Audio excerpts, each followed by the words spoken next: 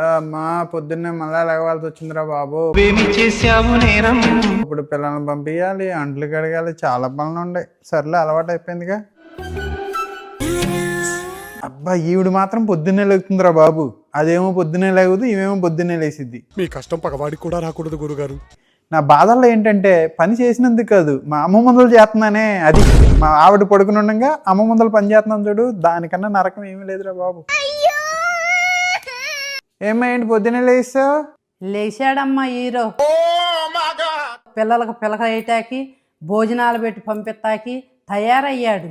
ఎరా నువ్వు లేచి వస్తున్నావు, అది లెగవదా?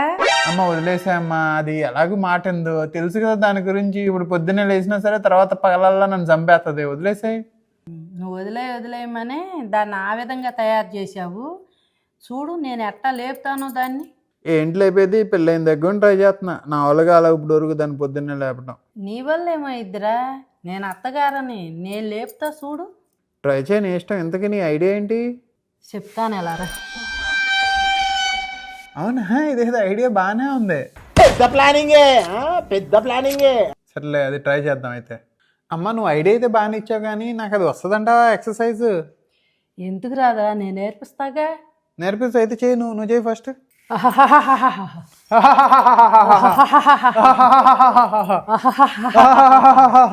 పిచ్చి కూడా హద్దు ఉండాలి భయ్యా.